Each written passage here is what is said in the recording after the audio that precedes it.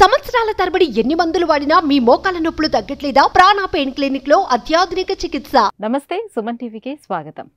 మన ప్రాచీన కాలం నుంచి భారతదేశంలో మన ఆలయాల్లో కానివ్వండి, లేదంటే గృహాల్లో కానివ్వండి, ఖచ్చితంగా వాస్తుని ఫాలో అవుతూనే వాటి నిర్మాణం అనేది జరుగుతూ వస్తూ ఉండేది. అయితే వాస్తు అనేది దేనికి అవసరం అవుతుంది, ఎందుకు వాస్తును పాటించాలి, వాస్తును పాటించకపోతే ఏమవుతుంది, ఏ విషయాల్లో వాస్తు ఖచ్చితంగా పాటించాల్సి ఉంటుంది, ఈ అంశాలపై మాట్లాడేందుకు మనతో పాటు ఉన్నారు ప్రముఖ వాస్తు శాస్త్ర నిపుణులు, వాస్తు విద్వాన్ హరిగారు. హరిగారు నమస్కారం అండి. నమస్తే అండి. హరిగారు, ఇప్పుడు మన దేశంలో ఉన్నటువంటి ప్రముఖులు కానివ్వండి, పెద్ద పెద్ద వ్యాపారస్తులు కానివ్వండి, వాళ్ళు నిర్మాణం చేపట్టేటప్పుడు ఆర్కిటెక్ట్స్ వాళ్ళకి ఇచ్చేటువంటి ప్లానింగ్ ఎలా ఉంటుంది, ఎటువంటి నియమాలతో ఇస్తారు? ఎందుకంటే వాళ్ళు ఇంకా వృద్ధి కొంతమందిలోనే బాగా ఎక్కువగా కనిపిస్తూ ఉంటుంది. అట్ ద సేమ్ టైం చిన్న స్థాయిలో ఉండేవాళ్ళు, లేకపోతే మధ్యతరగతి వాళ్ళు ఆ స్థాయిలో ఆర్కిటెక్ట్స్కి పెట్టలేరు కాబట్టి వీళ్ళకి తగ్గట్టుగా వీళ్ళు ఏదో ఒక ప్లానింగ్ ఇస్తూ ఉంటారు కదా. సో వాళ్ళ నియమాలు ఎలా ఉంటాయి, వీళ్ళ నియమాలు ఎలా ఉంటాయి? ఇప్పుడు ప్రముఖ ఆర్కిటెక్ట్స్ అని మాట్లాడదు కదా. ప్రముఖ ఆర్కిటెక్ట్స్ ఎప్పుడు కూడా వాస్తు పురుష మండలిని వాడతారు. ఒక స్పెషల్ ఒక టాపిక్ అనమాట అది. బేస్డ్ ఆన్ గ్రిడ్స్ వాళ్ళు వాల్ అలైన్మెంట్, పిల్లర్ అలైన్మెంట్స్ చేస్తారు అనమాట. వాళ్ళు చేసే నియమం ఫస్ట్ నియమం.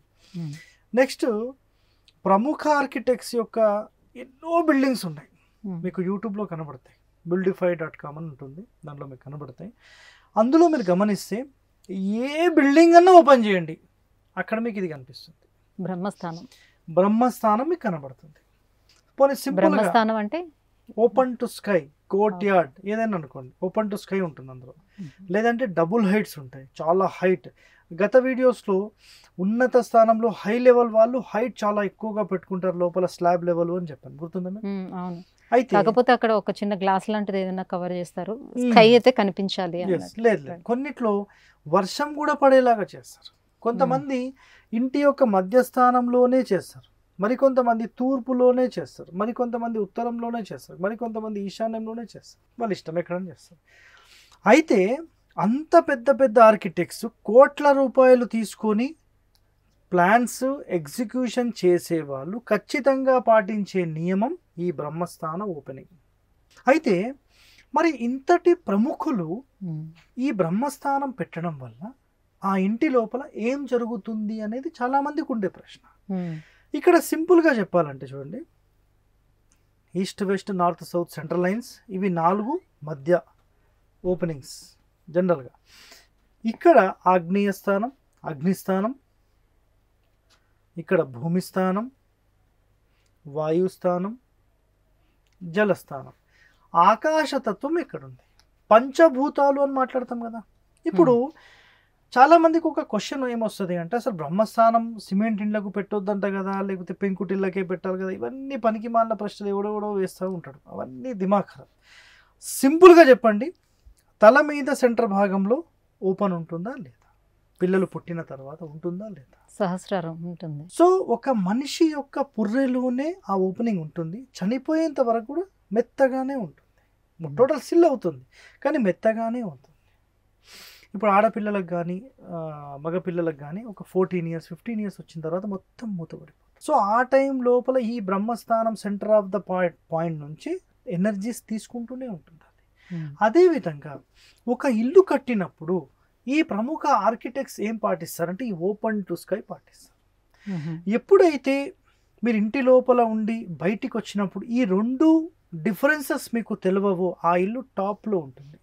ఏ ఇంటి లోపల అయితే ఈ బ్రహ్మస్థానం ఉందో ఆ ఇంటి లోపల మీరు ఒక 4 గంటలు ఉండి బయటికి వచ్చిన లోపల బయట సేమ్ అనిపిస్తుంది. ఎందుకంటే ఓపెన్ టు స్కై ఉంది కాబట్టి బయటకు వచ్చిన అదే స్కై కనిపిస్తుంది, ఇంట్లో ఉన్న స్కై కనిపిస్తుంది. ఆ లైటింగ్ సేమ్ ఉంటుంది, డిఫరెన్సే ఉంటుంది. అంటే మీరు ఈ ప్రకృతికి అనుసంధానించబడిపోయారు, అంటే మీరు ఈ ప్రకృతికి అలైన్మెంట్ అయిపోయారు మీ ఇల్లు. అంటే మీరు ఇంటి లోపల ఉన్న బయట లోపల ఉన్న ఏమీ లేదు, సేమ్ అయిపోయారు. ఇప్పుడు ఏమవుతుందంటే ఈ యూనివర్సల్కి ఈ బిల్డింగ్ అటాచ్ అయిపోయింది. చాలా సింపుల్గా చెప్పాలంటే అటాచ్ అయిపోయింది. అయితే వీళ్ళు మళ్ళీ స్పెషల్గా ఏం చేస్తారంటే మంచి గార్డెన్ టైపు, మంచి చెట్లు పెంచుకోవడానికి ఇవన్నీ ఏర్పాటు చేస్తుంటారు. మరి కొంతమంది నార్త్లో కానీ నార్త్ ఈస్ట్లో కానీ ఈస్ట్లో కానీ మంచి వాటర్ ఫౌంటైన్స్ లాగా చిన్నవి ఏర్పాటు చేసి అక్కడ ఏదైనా విగ్రహం పెట్టేసేసి అట్లా మంచి అలైన్మెంట్స్ డిజైనింగ్స్ సెట్ చేస్తూ ఉంటారు. ఇది కామన్గా కనిపించేది. అయితే ఒక సాధారణ ఇంజనీర్ కానీ ఒక సాధారణ ఆర్కిటెక్ట్ కానీ ఈ ప్లాన్ ఇవ్వరు. ఎందుకంటే ఒక చిన్న ఇంటికి ఇది సెట్ చేయాలంటే చాలా కష్టం. కష్టమైనది. అంత స్పేస్ ఎక్కడ లేదు, ఇవ్వగలరు? ఉంటుంది, స్పేస్ ఉంటుంది, సవ్వాలే లేదు, ఖచ్చితంగా ఉంటుంది. కానీ ఇప్పుడు కట్టే వాళ్ళు ఎట్లుంటారో తెలుసా, సార్ మాకు 30,000 శాలరీ వస్తుంది, మేము ఈఎంఐ కట్టుకుంటాం, 4 అంతస్తులు వేసుకుంటాం, రెంట్కి ఇస్తాం సార్. ఒకవేళ ఓపెన్ టు స్కై కావాలనుకోండి టాప్ ఫ్లోర్కి వెళ్ళిపోవాలి, అంతే సింపుల్. ఇంకా దాని గురించి ఏమీ చేయలేదు. టాప్ ఫ్లోర్కి వెళ్ళిపోతే ఇది 100% సక్సెస్ అవుతుంది. అది కూడా మళ్ళీ వీళ్ళు టాప్ ఫ్లోర్లో ఉంటేనే. రెంటల్కే కావాలి, మేము కిరాయిలకే కట్టుకుంటున్నాం, మాకు ఇంకా వేరే పని లేదు అన్న వాళ్ళకి ఏం చెప్పలేదు. ప్రముఖ ఆర్కిటెక్ట్స్ అని మాట్లాడినప్పుడు వాళ్ళు స్పెషల్గా డిజైన్ చేసేది సింగిల్ కిచెన్ హౌస్కి మాత్రమే, విల్లా మోడల్. అంటే సింగిల్ కిచెన్ అంటే ఒకటే స్టవ్, ఒక్క ఫ్యామిలీనే ఉండాలి.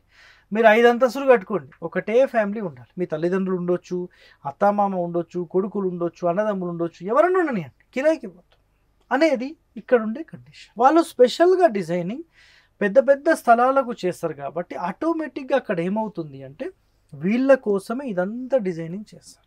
మరి ఈ డిజైనింగ్లో కూడా ప్రముఖ ఆర్కిటెక్ట్స్ అని మాట్లాడాం. మరి ప్రముఖ ఆర్కిటెక్ట్స్ అందరూ కరెక్ట్ ఉన్నారా? క్లియరా? ఓయమ్మనే ఎంతోమంది ఇండ్లు చెడగొట్టిన వాళ్ళు కూడా ఉన్నారు. అయితే ఖచ్చితంగా ఆర్కిటెక్ట్స్ని మనం ఫాలో కావాలా? 100% అవ్వాలి. ఖచ్చితంగా ఇంజనీర్ని ఫాలో కావాలా? ఖచ్చితంగా అవ్వాలి. ఖచ్చితంగా ఒక వాస్తు వ్యక్తిని పెట్టుకోవాలా? ఖచ్చితంగా ఉండాలి.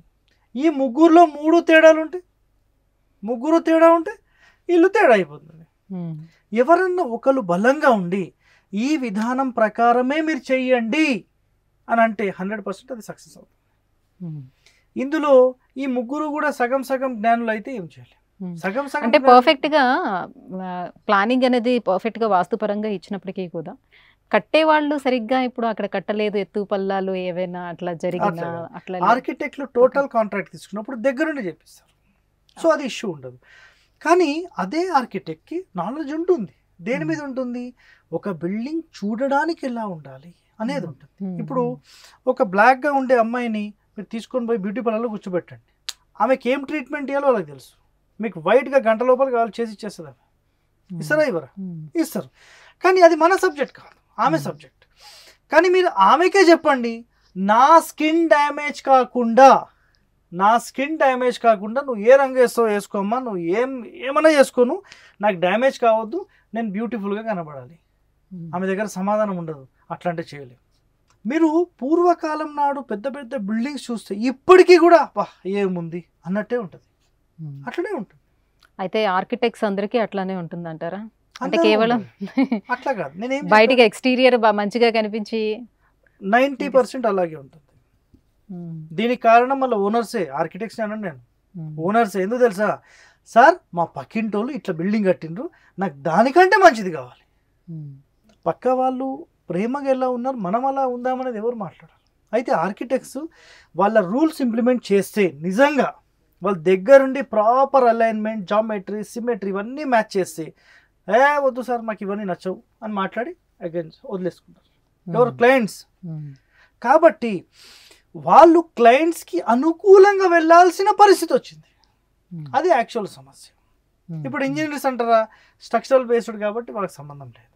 అయితే ఒరిజినల్ స్థపతి అంటాం, మాస్టర్ ఆఫ్ ఆర్కిటెక్ట్. అతను ఒక క్లయింట్ మాట వినడం సెకండరీ. అసలు ఒక ఇల్లు కట్టిన తర్వాత మీ ఇంటికి వచ్చినాడు, అబ్బా ఏం ఇల్లు కట్టినామమ్మా అనే మాటనే వచ్చేటట్టు చేస్తాడు. పాయింట్ అర్థమవుతుందా? ఇంటీరియర్గా మీకు కొన్ని అడ్జస్ట్మెంట్ చేస్తాడు, కానీ ఎక్స్టీరియర్ మాత్రం మిమ్మల్ని ముట్టనివ్వరు. ఎందుకంటే అలా ముడితే అతని వాల్యూనే లేదు. ఒక డాక్టర్ దగ్గరికి వెళ్ళినప్పుడు ఖచ్చితంగా నేను ఇది తినా, నేను అది తినా అంటే కుదరదు.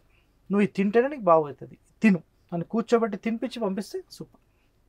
అట్లా 100% మన ప్రపంచ దేశాల్లో ఎక్కడైనా కానీ పర్ఫెక్ట్ ఒక ఆర్కిటెక్ట్ ఉన్నారు, ఒక పర్ఫెక్ట్ ఆర్కిటెక్చర్స్ లేకపోతే ఆర్కిటెక్చర్స్ మొత్తం బిల్డింగ్ ఆర్కిటెక్చర్ నేర్చుకున్న వాళ్ళు ఉన్నారు అంటే ఖచ్చితంగా వాళ్ళు open to sky, court yard ఇవన్నీ కూడా ఖచ్చితంగా మెయింటైన్ చేస్తారు. ఇది 100% నియమం అన్నమాట. దీనిని మన భాషలో బ్రహ్మస్థానం అనొచ్చు, లేదు ఇక్కడ రాయలసీమ వైపు వెళ్తే గవాక్షం అంటారు. ఓకే హరిగారు, ఒక ఇంటికి బ్రహ్మస్థానం ఎంత ఇంపార్టెంట్, అలా ఓపెన్ టు స్కై ఎందుకు? పంచభూతాలలోని ఆకాశతత్వాన్ని ఇంప్లిమెంట్ చేసినప్పుడే ఆ పంచభూతాలు ఆ ఇంటి లోపలికి వచ్చిన ఆ ఇల్లు టోటల్ వైబ్రేషన్ జనరేట్ అవుతుంది. అది దాని యొక్క లెక్క. Right, thank you so much అండి ఇంత వివరంగా వివరించినందుకు.